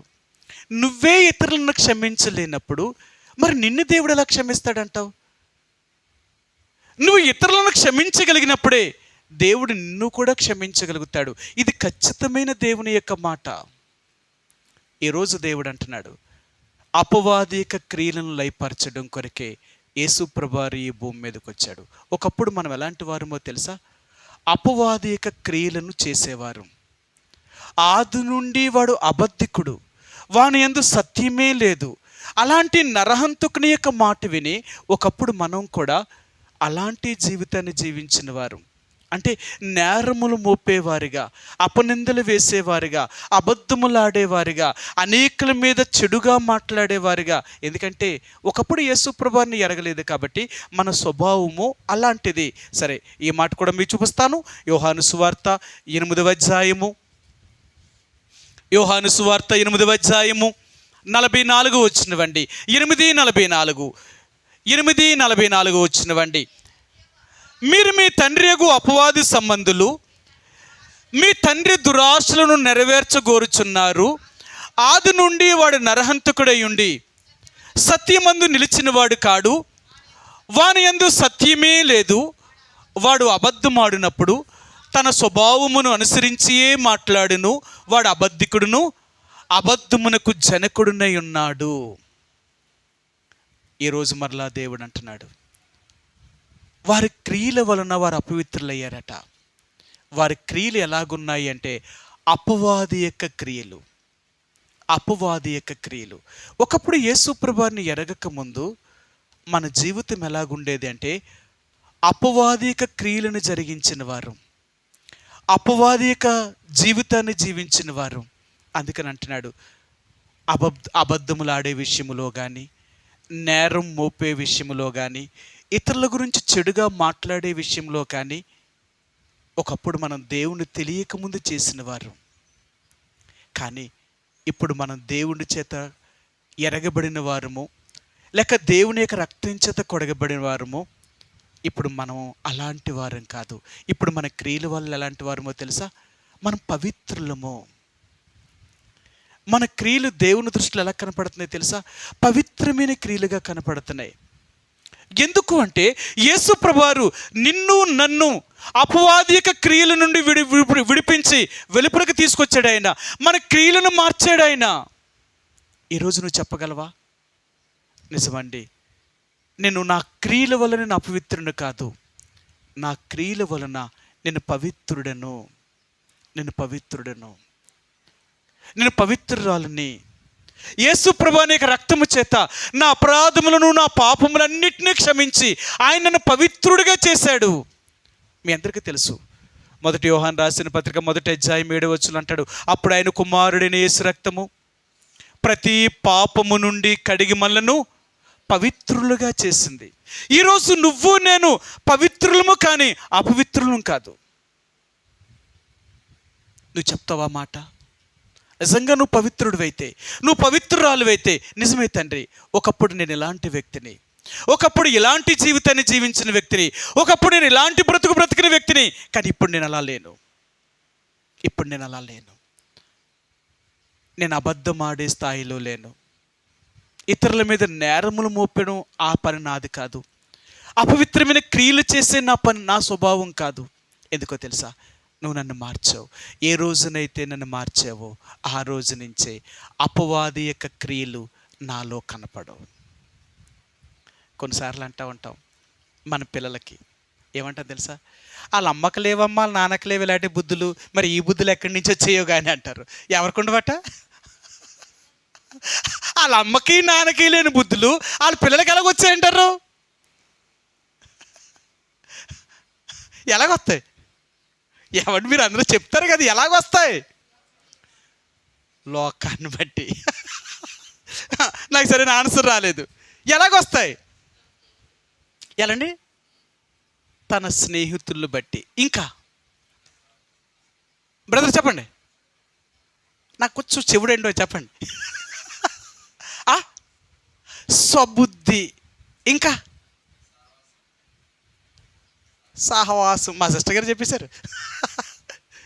నేను అంటాను, ఆ బుద్ధులట వాళ్ళ రక్తంలో ఉండిపోతాయట. అందుకన్నారు, ఒరే వీళ్ళ మేనమా బుద్ధులు వచ్చినట్టున్నాయి, వీళ్ళ మేనత్త బుద్ధులు వచ్చినట్టున్నాయి. ఎక్కడి నుంచి వచ్చి రక్తం? అలా వారసత్వం. అర్థమైందా? కొన్ని స్వభావం అనేది ఏంటంటే నీకు నాకు లేకపోవచ్చు, కానీ నీ రక్తంలో ఉన్నాయి ఆ బుద్ధులు. ఆ రక్తంలో ఉన్న బుద్ధులు అంత తేలిగ్గా పోవట. అది ఎప్పటి నుంచో వస్తుంది కదా, వారసత్వంగా వస్తుంది కదా. మన అమ్మాలకు షుగర్ ఉంటే మనకు షుగర్ వస్తుంది, వాళ్ళకి బీపీ ఉంటే మనకి బీపీ వస్తుంది. కారణం ఏంటంటే కొన్ని జబ్బులు వారసత్వంగా వచ్చేసి రక్తంలో నుంచి వచ్చేసి జబ్బులు. మరి రక్తంలో నుంచి జబ్బులే వస్తున్నప్పుడు రక్తంలో నుంచి బుద్ధులు రావా? అయ్యి వస్తాయి. అందుకని అంటారు, ఏ రోజు దేవుడు అంటున్నాడు, నీ స్వభావాన్ని నేను మార్చాను, నీవు రక్తము. అందుకని అంటాడు, మీరు ఒకప్పుడైతే అపవాదికి సంబంధించిన వారు, కానీ ఇప్పుడు నా వారు, మీరు అలాంటి వారు కారు అంటున్నాడు. సరే, మీకు ఈ మాట కూడా చూపిస్తాను. యోహాను సువార్త 1:13 1:13. వారు దేవుని వలన పుట్టిన వారే కానీ రక్తం వలనైనను శరీరేచ్ఛల వలనైనను మానుసేచ్ఛల వలనైనను పుట్టినవారు కారు. ఖచ్చితంగా దేవుడు చెప్తున్నాడు, వీరు నా వలన పుట్టిన వారే కానీ శరీరమును బట్టి రక్తమును బట్టి మానుసేచ్ఛలను బట్టి పుట్టినవారు కారు. వీరు నా వల్ల జన్మించిన వారు. ఈరోజు దేవుని బిడ్డలుగా నువ్వు నేను ఆయన నమ్మిన బిడ్డలుగా ఉంటున్నాను. నువ్వు ఈరోజు యేసుప్రభుని అంగీకరించామని చెప్పుకుంటున్నాం. మనము నిజంగా ఆయన వల్లే జన్మించామా? ఆయన రక్తం ద్వారా మనం పవిత్రపరచబడ్డామా? ఆయన రక్తం మనల్ని నీతిమంతులుగా పవిత్రులుగా చేసిందంటావా? ఒకవేళ నిజంగా ఆయన రక్తమే మనం నీతిమంతులుగా పరిశుద్ధులుగా చేసుంటే మన పితరుల నాటి నుంచి వస్తున్న స్వభావం మనలో నుండి పోవాలా. అందుకని బైబిల్ గ్రంథంలో అంటాడు, ఎంత ఖచ్చితంగా చెప్తాడు తెలుసా? మీ పితృపార్యపర్యమైన మీ వ్యర్థ ప్రవర్తన విడిచిపెట్టినట్లుగా. అంటే మీ తరతరాల నుంచి మీ రక్తములో ఉన్న ఆ స్వభావం అనేది పోవాలట. సరే, మీకు ఆ మాట చూపిస్తాను. కొరింథీయులకు రాసిన మొదటి పత్రిక 1వ అధ్యాయము, పేతురు రాసిన మొదటి పత్రిక 1వ అధ్యాయము, 14, 15, 16 ఈ 3 వచనాలు కలిసి ఉన్నాయండి. నేను పరిశుద్ధుడై ఉన్నాను గనుక మీరును పరిశుద్ధులై ఉండుడని వ్రాయబడి ఉన్నది. కాగా మీరు విధేయులకు పిల్లలై మీ పూర్వపు అజ్ఞాన దశలో మీకుండిన ఆశలను అనుసరించి ప్రవర్తింపక మిమ్మల్ని పిలిచిన వాడు పరిశుద్ధుడై ఉన్న ప్రకారము మీరును సమస్త ప్రవర్తన యందు పరిశుద్ధులై ఉండుడి. చూసారా, ఆయన అన్నాడు, మీ పూర్వపు అజ్ఞాన దశలో మీకుండిన ఆశలను అనుసరించి ప్రవర్తింపక మిమ్మల్ని పిలిచిన వాడు పరిశుద్ధుడై ఉన్నట్లు మీరును పరిశుద్ధులుగా ఉండాలి అన్నాడు. సరే, ఇంకో మాట కూడా చూపిస్తాను. 18వ వచనం, పితృపార్యపర్యమైన మీ వ్యర్థ ప్రవర్తనను విడిచిపెట్టినట్లుగా. అర్థమైందా? పితృపార్యపర్యమైన మీ వ్యర్థ ప్రవర్తన విడిచిపెట్టినట్లుగా అంటే నీ వంశములో వస్తున్న వారి స్వభావము, ఆ పాపము నీలోనికి రాకూడదు. ఒకవేళ నీలోనికి అదే రక్తం ఉన్నా, నువ్వు యేసు ప్రభుని యొక్క రక్తం చేత కడగబడ్డావు కాబట్టి ఆ రక్తం నిన్ను పరిశుద్ధపరుస్తుంది. నేను చిన్న విషయం మీకు చెప్తాను. అంటే అలా జరుగుతుందా అంటే నిజమేనంట. ఒక ఆయనకి మనలోనే బాగా తెలిసిన ఆయన అనమాట, ఒక సేవకుడు ఆయన. పాపం ఆయనకి ఒక కిడ్నీ ఇన్ఫెక్షన్ అయిపోయి కిడ్నీ పాడైపోయింది. కిడ్నీ పాడైపోయినప్పుడు కిడ్నీ ఆపరేషన్ చేసి కిడ్నీ తీసేయాలన్నారు. ఆయనకేమో రక్తం తగ్గిపోయింది. ఆ రక్తం తగ్గిపోవడం వల్ల 4-5 ప్యాకెట్ల రక్తం ఎక్కించాలి అన్నారు. సరే, డాక్టర్ గారు చెప్పారు కాబట్టి ఆ రక్తాన్ని కొని ఆయనకి ఎక్కించారు. ఎక్కించిన తర్వాత ఆయన బాగైపోయాడు. ఒక 2-3 సంవత్సరాల తర్వాత బాగానే తిరగడం మొదలెట్టాడు. కానీ ఈయన ఏం చేసేవాడంటే, బ్రాందీ షాప్ కనపడినా, సారా కొట్టు కనపడినా, ఈ మనసు లాగేదట ఆయనకి. ఈ మనసు లాగేదట.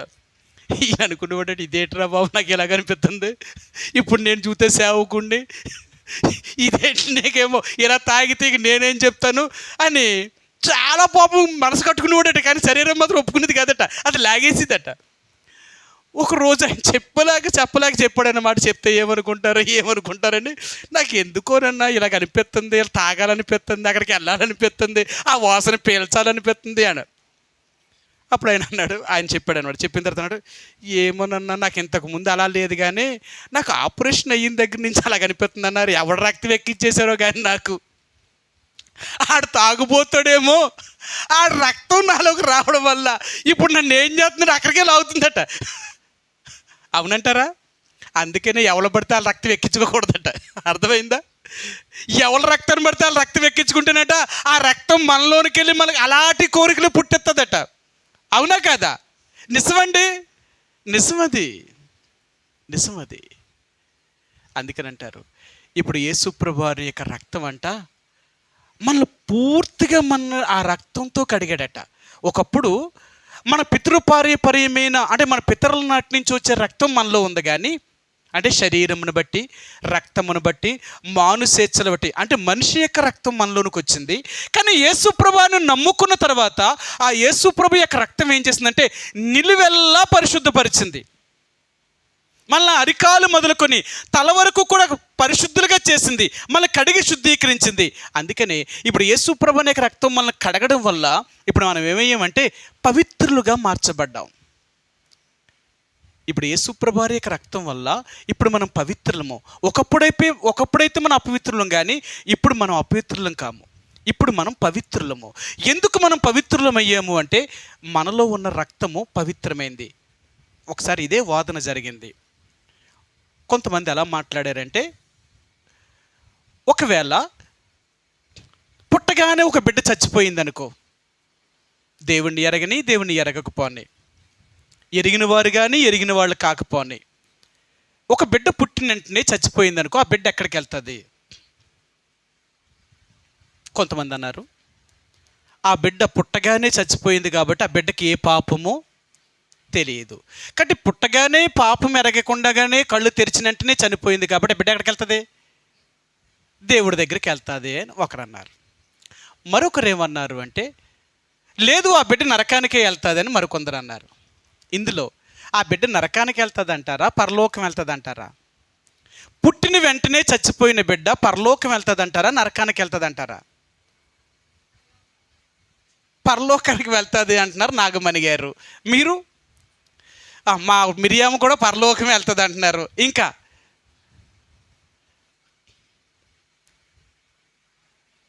ఏమంటే ఏది చెప్తే మనకెందుకు వచ్చిన ఏదో గొడవ? నాగమణి గారు మిరియాము గారు పాపం ధైర్యంగా చెప్పారు, అది ఏదైతే అవనే నరకానికి పరలోకంకి వెళ్తారని ఆ ధైర్యం అన్న ఉంది. మరి ఉన్నవాళ్ళు ఏం చెప్తలేదు? ఆ బిడ్డ పుట్టగానే చచ్చిపోయినప్పుడు ఆ బిడ్డ పరలోకం వెళ్తుందా నరకానికి వెళ్తుందా అంటే, ఆ బిడ్డ పరలోకం వెళ్ళాలన్నా నరకానికి వెళ్ళాలన్నా ఎవరి మీద ఆధారపడి ఉంటుందని తెలుసా? వాళ్ళ తల్లిదండ్రుల మీద. అందుకనే అప్పుడు చెప్పాం, వారి తల్లి తండ్రి కూడా పవిత్రులైతే పుట్టిన బిడ్డ కూడా పవిత్రుడే. వారి తల్లి తండ్రులు అపవిత్రులు అనుకుంటే పుట్టిన బిడ్డ కూడా అపవిత్రులే. కాబట్టి వాళ్ళ అమ్మా నాన్న పవిత్రులైతే వాళ్ళ పుట్టిన బిడ్డలు కూడా పవిత్రులే, కాబట్టి వాళ్ళు పరలోకం ఖచ్చితంగా వెళ్తారు. వీళ్ళ అమ్మా నాన్న కూడా పవిత్రులంటే ఎలా పవిత్రులు అవ్వాలా? వాళ్ళ ఇద్దరూ విశ్వాసులై ఉండాలా, వాళ్ళిద్దరూ యేసుప్రభుని నమ్మిన వారై ఉండాలా. అవునా? అనుమానంగా చూస్తున్నారు. సరే, మీకే చూపిస్తాను ఆ మాటను. అపొస్తలుడైన పౌలు కొరింథీయులకు రాసిన మొదటి పత్రిక 7వ అధ్యాయము. కొరింథీయులకు రాసిన మొదటి పత్రిక 7వ అధ్యాయము 14 వచ్చినవండి. 7:14. అవిశ్వాసి అయిన భర్త భార్యను బట్టి పరిశుద్ధపరచబడును, అవిశ్వాసురాలైన భార్య విశ్వాసి అయిన భర్తను బట్టి పరిశుద్ధపరచబడును. లేని ఎడల మీ పిల్లలు అపవిత్రులైందురు, ఇప్పుడైతే వారు పవిత్రులు. ఆ బిడ్డ పరలోకం వెళ్ళాలన్నా, ఆ బిడ్డ నరకానికి వెళ్ళాలన్నా తల్లిదండ్రులు పవిత్రులైతే బిడ్డలు కూడా పవిత్రులు అవుతారు. తల్లిదండ్రులు అపవిత్రులైతే బిడ్డలు కూడా అపవిత్రులుగానే అవుతారు. అందుకని మీకు చాలాసార్లు చెప్తూ ఉంటాను, జాగ్రత్త. తల్లిదండ్రులుగా మనం చేసే ప్రతి పాపము మన పిల్లల మీదకి ఖచ్చితంగా వస్తుంది. అది మాత్రం నిజం.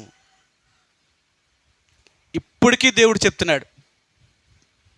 ఏమంటాడు తెలుసా? సరే, మీకు ఆ మాట కూడా చూపిస్తాను. ఇర్మియా గ్రంథము 30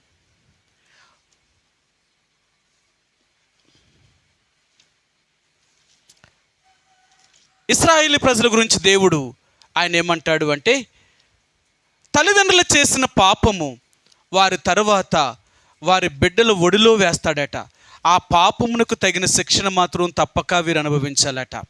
ఆయన ఏం చెప్తాడో మీకు చూపిస్తాను. 32వ అధ్యాయము ఇర్మియా గ్రంథము 32వ అధ్యాయము 18వ వచనమండి. 32:18. నువ్వు వేవేల మందికి కృప చూపుచు తండ్రుల దోషమును వారి తరువాత వారి పిల్లల ఒడిలో వేయవాడువు. మనం ఏ పాపాలైతే చేస్తామో అదే పాపములు మన పిల్లల్ని కూడా పట్టుకుంటాయి. మనం చేసే ప్రతీదీ అది మన పిల్లలకు శాపమే, మర్చిపోవద్దు. అందుకని దేవుని బిడ్డలుగా మనం చాలా జాగ్రత్త కలిగి ఉంటాం. నా వల్ల నా పిల్లలు నష్టపోకూడదు, నా పిల్లలకి నా శాపము తగలకూడదు, నేను చేసే క్రియల వల్ల నా పిల్లల మీదకి రాకూడదు అని తల్లిదండ్రులుగా మనం ఏం చేస్తాం తెలుసా? చాలా భయభక్తులు కలిగి ఉంటాం. మనం ఏది చేసినా దాని ఫలితం మన పిల్లల మీదకి వెళ్తుంది. కాబట్టి అందుకనే ఈరోజు మరలా దేవుడు అంటున్నాడు, ఒకప్పుడైతే మీరు అపవిత్రులు కానీ ఇప్పుడైతే మీరు పవిత్రులు. మిమ్మలను నా రక్తము పరిశుద్ధపరచడం వల్ల మీరు పవిత్రులుగా చేయబడ్డారు. కాబట్టి ఇప్పుడు నీలో ఎవరి క్రియలు కనపడాలో తెలుసా? దేవుని యొక్క క్రియలు కనపడాలి, అపవాది యొక్క క్రియలు కనపడకూడదు. అందుకనే యేసుప్రభువు అంటున్నాడు, అపవాది యొక్క క్రియలను లయపరచుటకే దేవుడు ఈ లోకమునకు వచ్చాడట. యేసుప్రభువు ఈ లోకానికి ఎందుకు వచ్చాడు అంటే, మనలో ఉన్న అపవాదిక క్రియలను లయపరచడానికి, సాతాను యొక్క స్వభావాన్ని పూర్తిగా తీసివేయడం కొరకు. ఈరోజు దేవుడు అంటున్నాడు, మనలో నిజంగా అలాంటి సాతాను యొక్క స్వభావము, ఆ లక్షణాన్ని తీసివేశాడంటవా? ఒకవేళ నిజంగా తీసివేసి ఉంటే ప్రభువు చెప్పు. నిజమే తండ్రి, ఒకప్పుడు నేను కూడా అపవాదిక క్రియలను చేసిన వ్యక్తిని, ఈ లోకంలో అబద్ధములాడుతూ తప్పిపోయిన వ్యక్తిని, అనేక రకాలుగా నేరారోపణ మోపే వ్యక్తిని, అనేక రకాలుగా చెడుగా తలంచి చెడుగా మాట్లాడిన వ్యక్తిని. కానీ ఇప్పుడు నేను అలాంటి వ్యక్తిని కాదు. నీ రక్తము నన్ను నిలువెల్లా శుద్ధీకరించింది. నా పితరుల పారంపర్యమైన నా వ్యర్థ ప్రవర్తనను, అంటే వారి స్వభావం నాలో ఉన్నప్పటికీ కానీ నీ రక్తము అలాంటి వాటన్నిటి నుంచి నన్ను విడిపించి నన్ను పవిత్రపరిచి ఈరోజు నన్ను నీతిమంతుడిగా తీర్చావు. అందుకని ఈరోజు నా క్రియలు సత్క్రియలు, నీతి క్రియలు. అందుకని అపోస్తలుడైన పౌలు తిమోతితో చెప్పినప్పుడు అంటాడు, అలా తీతుతో చెప్పినప్పుడు అంటాడు, తీతు సత్క్రియలు యందు ఆసక్తి కలిగిన వారుగా ఉండమని చెప్పు, మంచి క్రియలు చేసేవారుగా ఉండమని చెప్పు. దేవుని బిడ్డలకు ఇదే లక్షణము అంటున్నాడు ఆయన. సరే, చూపిస్తాను ఆ మాటను. తీతునకు రాసిన పత్రిక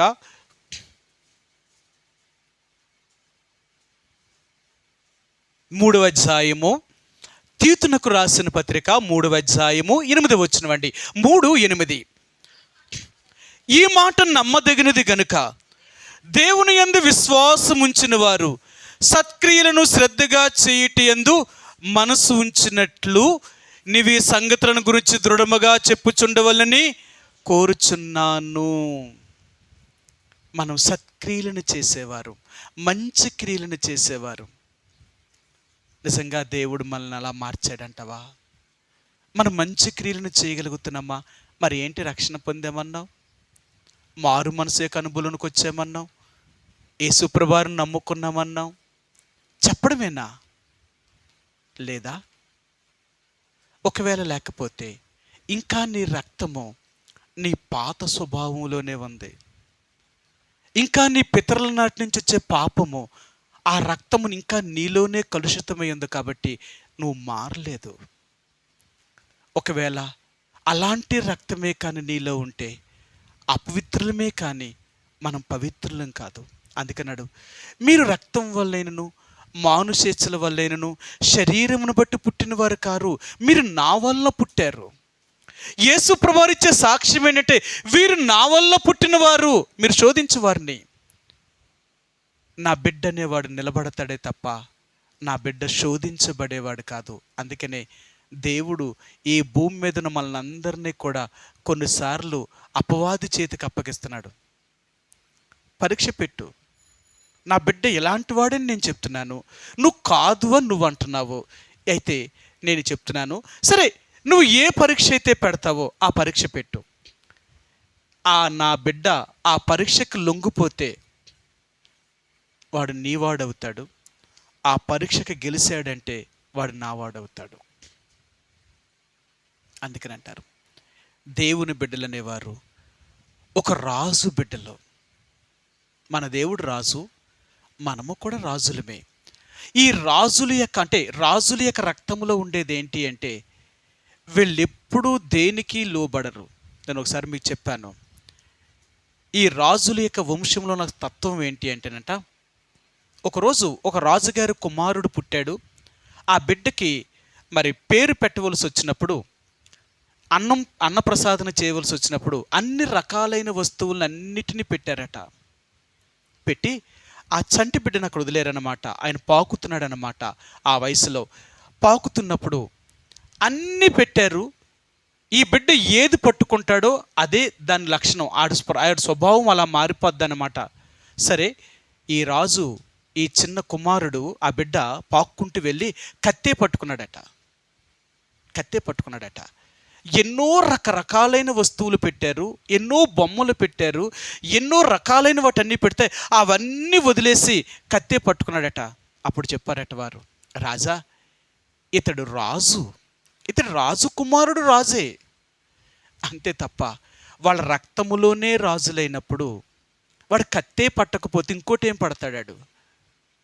ఈరోజు దేవుడు అంటున్నాడు, నువ్వు నిజంగా రాజు బిడ్డవైతే ఈ లోకంలో దేనినైనా నువ్వు జయించగలుగుతావు. ఏ శోధన నిన్ను ఓడించలేదు, ఏ పరీక్ష నిన్ను ఓడించలేదు, ఏ సమస్య నిన్ను ఓడించలేదు. నువ్వు జయించేవాడివి. అందుకని బైబిల్ గ్రంథంలో అన్నాడు, జయించువాడు నాతో కూడా నా సింహాసనం ముందు కూర్చుంటాడు.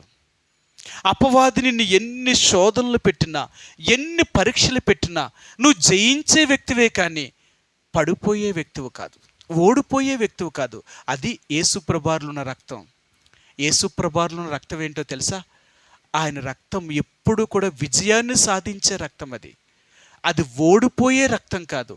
సాతాను యేసుప్రభువును ఓడించాలని ఆయన చంపేసి సమాధి చేసి రాయిని కూడా సీలివేసి కాపలా పెట్టినప్పటికీ కూడా 3వ రోజున యేసుప్రభువు సమాధి నుంచి పైకి లేచాడు ఆయన.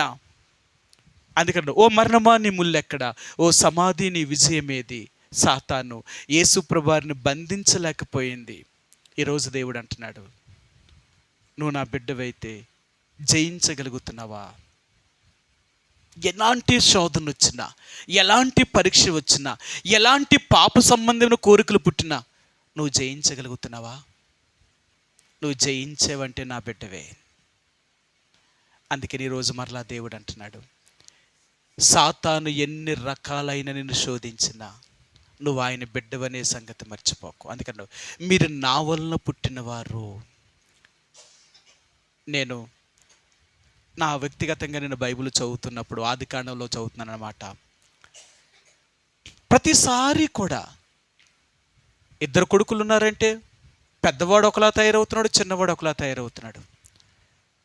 కొడుకుల్లో ప్రతిసారి కూడా ఆదాముకు 2 కొడుకులు పుట్టారు, కయ్యేను ఏబేలు. ఏబేలేమో తల్లి దగ్గర అంటే నమ్మకమైన వ్యక్తి, దేవుణ్ణి సేవించిన వాడు. పెద్దోడు కయ్యేను విచ్చలవిడితనానికి అలవాటు పడ్డాడు, వేటకాడయ్యాడు, దేవునికి విరోధంగా మారిపోయాడు, అతడు చచ్చిపోయాడు. ఆ తర్వాత ఇసాకును, అబ్రహాముకి 2 కొడుకులు పుట్టారు, ఇష్మాయేలు ఇసాకు పుట్టారు. ఇష్మాయేలేమో అడవి గాడిద వంటి స్వభావం కలిగిన మనుషుడు. ఇసాకేమో తన తల్లిదండ్రులు సాధువుగా పెరగడం మొదలుపెట్టాడు. ఇసాకు దేవుడు మాట విన్నాడు, కానీ పెద్దవాడిని ఇష్మాయేలు దేవుడు మాట వినలేదు. ఇసాకునకు 2 కొడుకులు పుట్టారు, అందులో యాషావు యాకోబు. కానీ పెద్దవాడు అలా తయారయ్యాడు, చిన్నవాడేమో దేవుడు మాట విన్నాడు. ఇది ఏంటి? అప్పుడు దేవుడు చెప్పాడు, 2 రకాలుగా చెప్పాడు. ఒకటి, నీ శరీరం ముందు పుట్టింది ఈ భూమి మీద, నీ తర్వాతే ఆత్మ పుట్టింది. నువ్వు రక్షించబడినప్పుడే మరలా నీకు ఆత్మ జన్మించింది. అది ఏ వయసులో నువ్వు మారు మనసు పొందుంటావు? ఒకవేళ అప్పుడే జన్మించింది అంటే శరీరము ముందు పుట్టిన, వెనకాల పుట్టిన ఆత్మకు శరీరం లోబడాలా, అంతేనా? ఇప్పుడు మనం దేవుని బిడ్డలం, మనం ఆత్మకు లోబడతామా శరీరానికి లోబడతామా? ఆత్మకు లోబడతాం. ఆత్మ ముందొచ్చిందా శరీరం ముందొచ్చిందా? శరీరమే ముందొచ్చింది. చూసారా, ఈ భూమి మీదకి ఏది ముందు వచ్చిందంటే శరీరమే ముందు పుట్టింది. కానీ శరీరం ముందు పుట్టిన మన ఆత్మ మాటే శరీరం వినాలి. కానీ లోకస్తులు ఎలాగ ఉంటారో తెలుసా?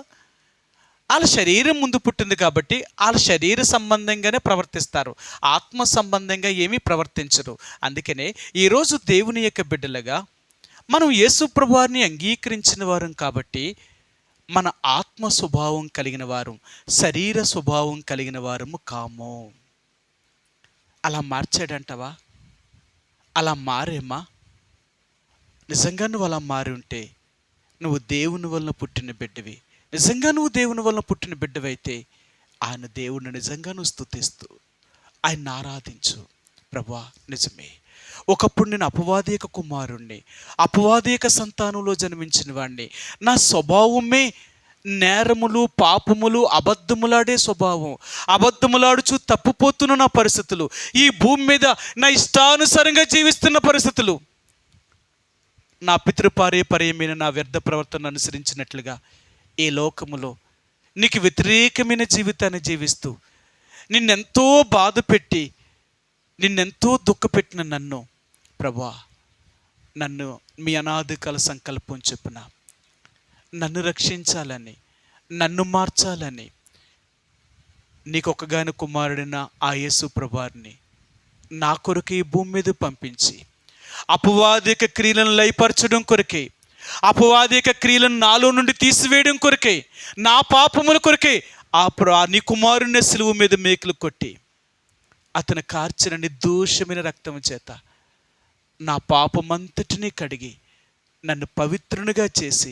పరిశుద్ధునిగా చేసినందుకు నీకు వందనములు, స్తోత్రములు చెల్లించుకుంటున్నాను. ప్రభువా, ఇంతకంటే నేను నీకేమి ఇవ్వగలను చెప్పు. ఒకప్పుడు నా స్వభావము అపవాదిక స్వభావము, ఒకప్పుడు నా క్రియలు అపవాదిక క్రియలు. ఇలాంటి నన్ను మార్చి అపవాదిక క్రియలను నాలో నుండి తీసివేసి నన్ను రక్షించి నన్ను పవిత్రపరిచి నన్ను రక్షించబడిన నాటి నుండి ఈ రోజు వరకు నన్ను కాపాడుతూ, నన్ను భద్రపరుస్తూ, నన్ను పోషిస్తూ, నేను పాపములో పడిపోకున్నట్లుగా నన్ను నువ్వు కాపాడుతూ వస్తున్నందుకు నీకు హృదయమారా కృతజ్ఞతాస్తుతులు చెల్లించుకుంటున్నాను. ఏమిస్తే నీ రుణం తీర్చుకుంటాను? ప్రభువా, ఇంత గొప్ప రక్షణ కార్యాన్ని నాలో జరిగించి నన్ను పవిత్రపరిచినందుకు, నన్ను పరిశుద్ధపరిచినందుకు, నన్ను నీ నిర్దోషమైన రక్తంతో కడిగినందుకు హృదయమారా నీకు నేను కృతజ్ఞతాస్తుతులు చెల్లించుకుంటున్నాను తండ్రి అని ఆ ప్రభువుని ఆరాధిస్తాం. నేను చెప్తాను, ఒక్కొక్కటి మీకు చెప్తాను, ఎందుకంటే ఇప్పటికే సమయం ఎక్కువైంది కాబట్టి. ఇప్పుడు మాత్రమే యేసు ప్రభువారు ఈ లోకములోనికి మళ్ళీ ఎందుకు వచ్చాడు అంటే అపవాదిక క్రియలను లయపరచడానికి, ఆ క్రియలు మనలో నుంచి తీసివేయడం కొరకే మన ప్రభువు ఎంత క్రయాన్ని కట్టాడో మీకు చూపించాను. కాబట్టి అలా మన దేవుడు రక్షించినందుకు, ఆయన మన కడిగి శుద్ధీకరించినందుకు ఆ దేవునికి హృదయమారా కృతజ్ఞత చెప్దాం. ఆ రీతిగా కొద్ది సమయం ఆ ప్రభువుని ఆరాధిస్తామండి. కొంత సమయం ఒకరి తర్వాత ఒకరు ఆ దేవుడు మన జీవితంలో చేసిన కార్యాలు కొంత సమయం మరి మనం ఆరాధనలో కొనసాగుదాం.